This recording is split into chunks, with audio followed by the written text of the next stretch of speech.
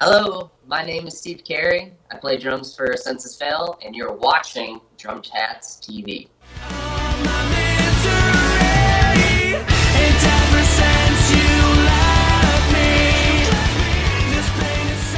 Hey everyone, you're watching DrumChats TV, and I'm sitting in front of my new friend, Steve Carey. Hey, How are you, hey, man? hello.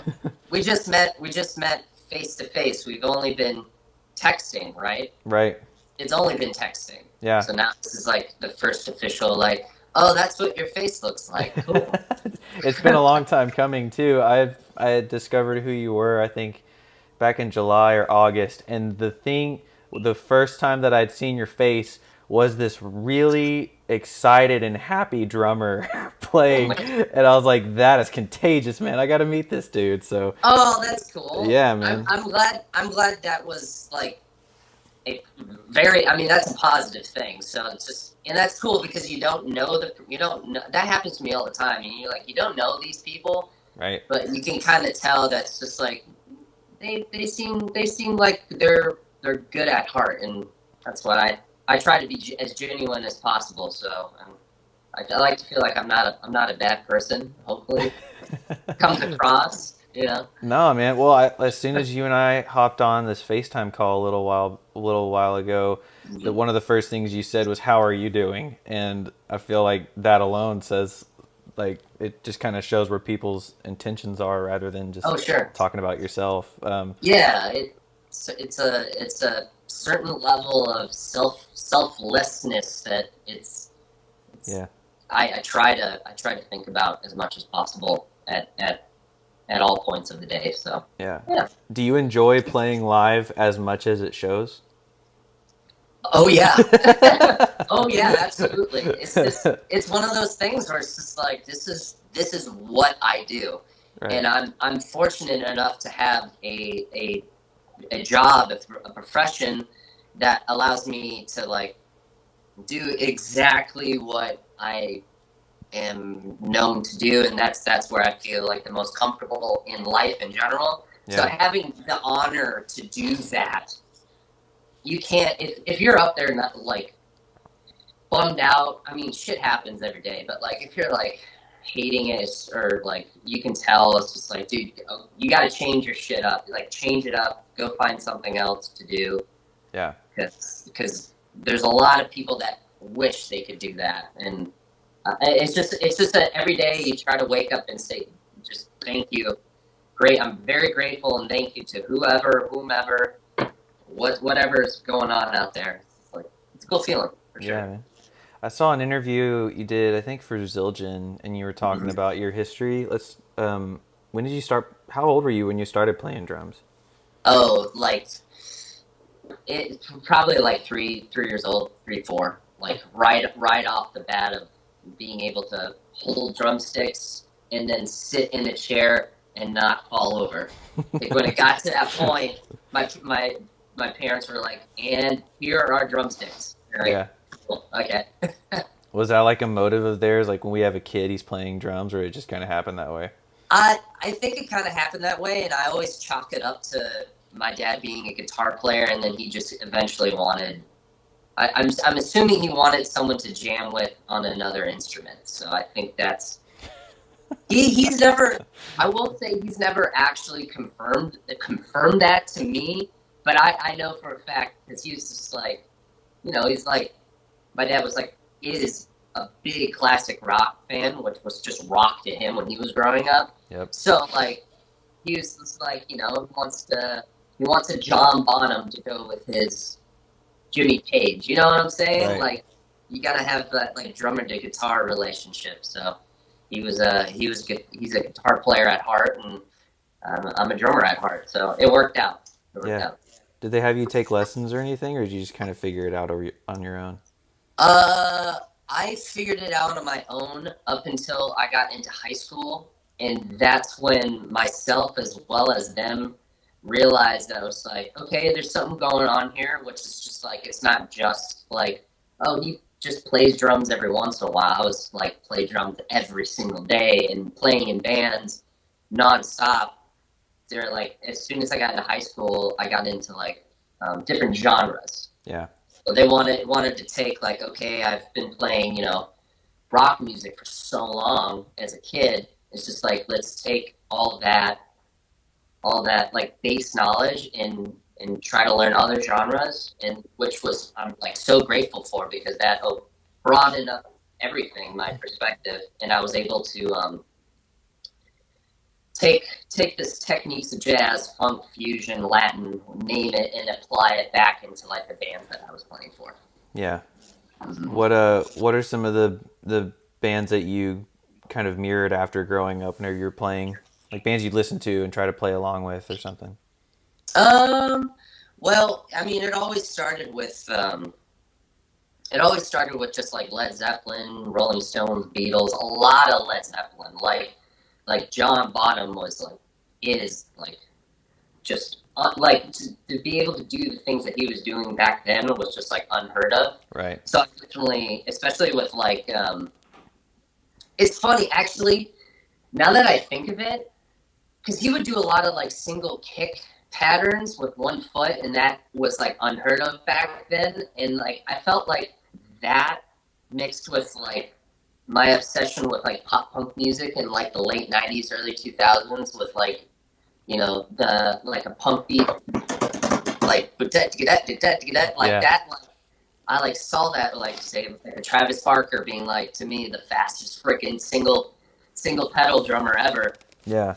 I don't know. It all kind of blended in with each other. It's like, oh shit, man, this is cool. So yeah, a lot of John Bonham, and then moving into like alternative styles of music, like punk and pop punk, and realizing what you can do with just like a simple setup. But like, yeah, crazy Travis Barker, man, Trey Cool, Travis Barker, all those guys. Yeah. So yeah, and then moving on to like heavier styles of music, like the double kick pedal getting introduced into my life, and it's just like, I don't know, opened up it very much opened up way more doors than I realized, and fell in love with heavier styles of music because of the double kick pedal. So Right on. How old yeah, were you whenever you were in your first band? I was like 13 years old, All right. 13, 14. Yeah. Yeah. And what age do you think you were at when you realized, okay, this is what I want to do for a living? Well, immediately. Immediately at the age of 13 years old, because that was the year that I pretty much became obsessed with the band Blink-182, Mm-hmm. after seeing them on TRL for What's My Age Again music Yep. video. Became like the go-to music video. Like I specifically remember seeing that and like diving into that band and seeing how cool they were to me at age 13. Yeah. Like playing shows and playing big huge festivals and being like, that looks like the most fun thing ever. Like, I want to be in a band. So Dude, for real. right away. Yeah, right away. The first time I saw him was in Austin in 2016, 15, somewhere around there. And Okay. whenever there was the first tour with Matt Skiba, and I never got to see him with Tom, but yeah, like we were like 5 feet off the stage, and my eyes were glued on Travis the whole time. I was like just watching him play.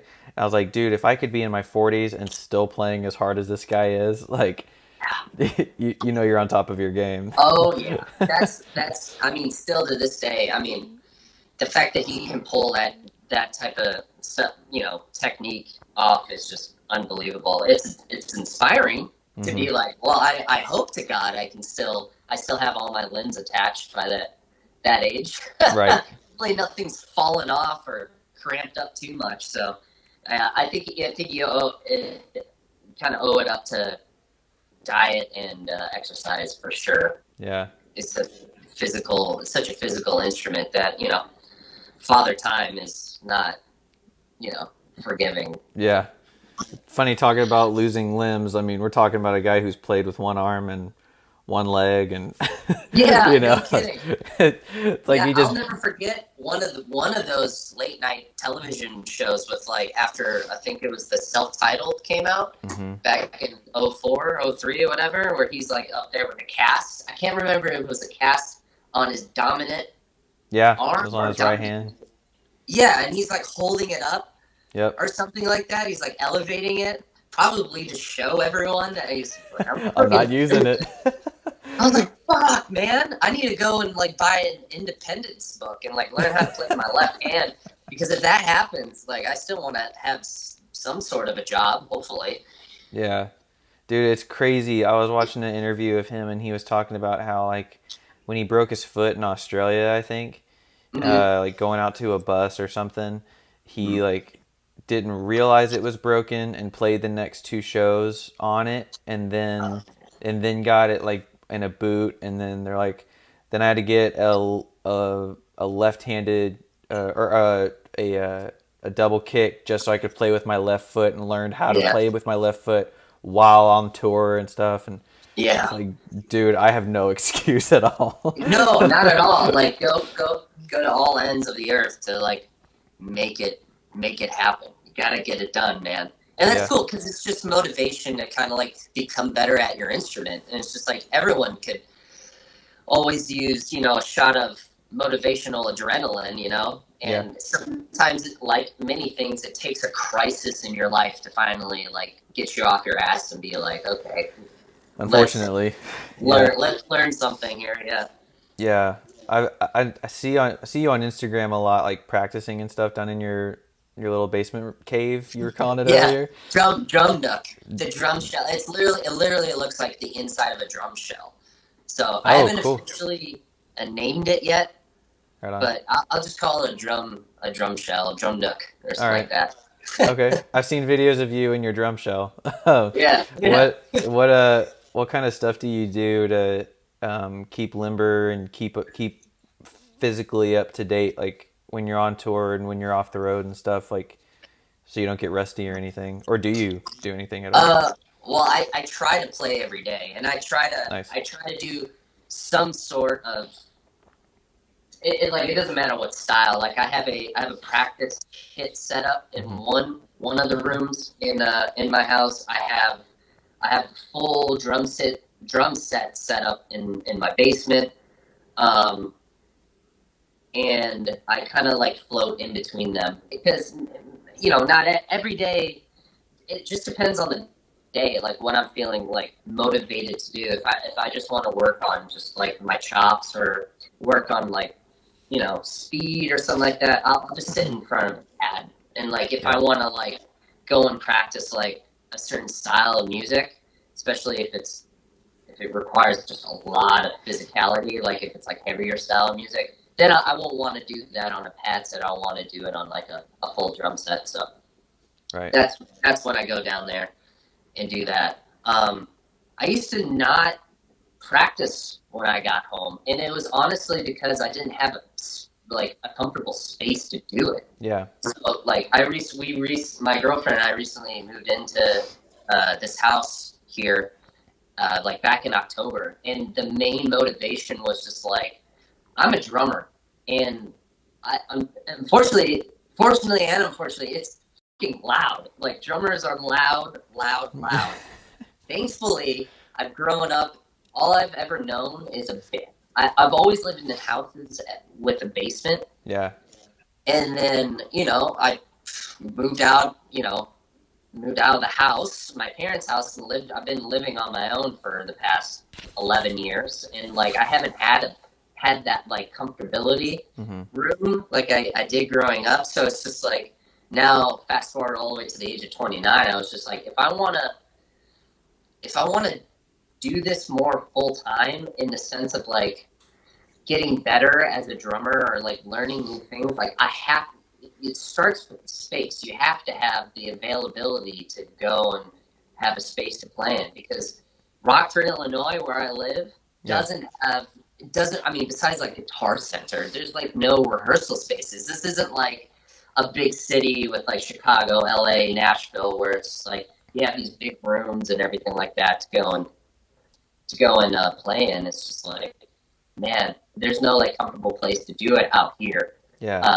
So the best thing for me is to get into a house and with a basement, just like back in the day where like that was so normal, and start recreating that kind of like nostalgic sense of being like, oh man, I'm gonna wake up and start drumming at 10 a.m. because I want to, and having that comfortability is like so clutch. It's very, very motivating to me.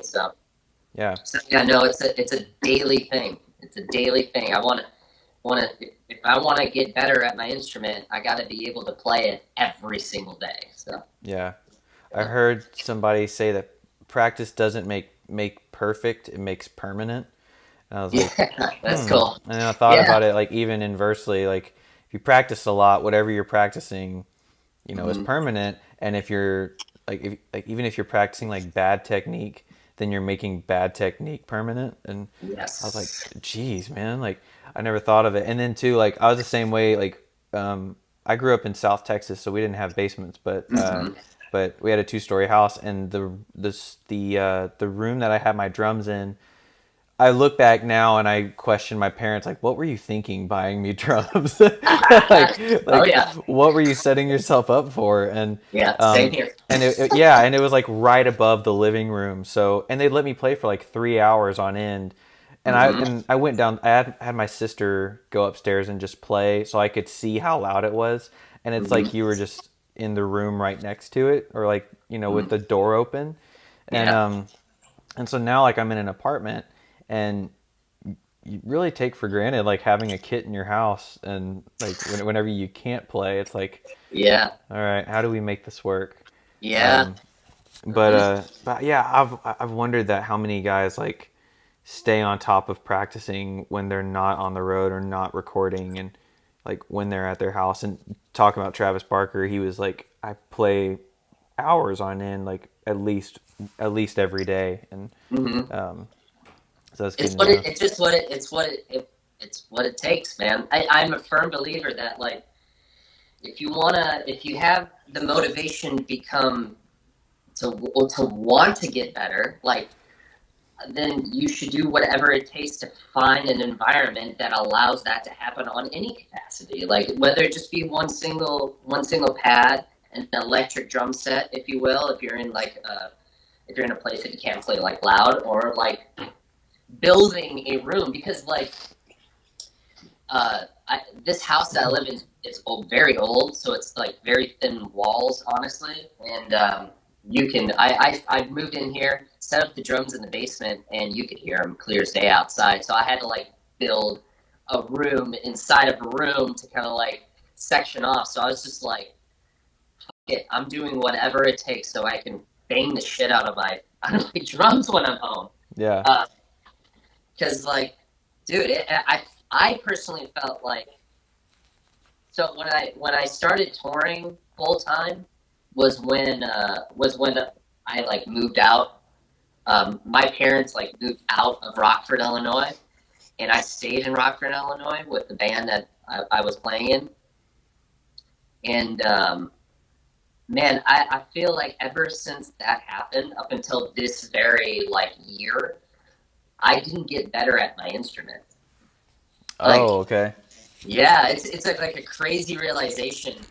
Um, I feel like the bands that I played for, which was a band called the Color Morale, and like now I play for a band called Census Fail. But like those projects, I always got better at like that style of drumming and whatever it entails. But like for like the grand scheme of things, I felt like I just stunted myself 10 years of like potential growth as a drummer. Oh man. It's like it's a really bummer realization. It's kind of like the baseline like motivator of why I've kind of been like so active in the past year of being like, man, I got to do whatever I got to do to get better Yeah. because yeah, yeah, it's crazy.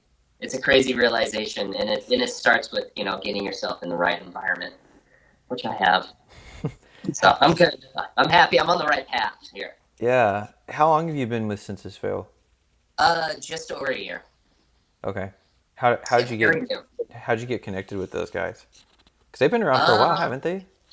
oh yeah, they've been around for 16, 17 years, Yeah, somewhere that's what I in thought. the middle of that. Just honestly, just word of mouth.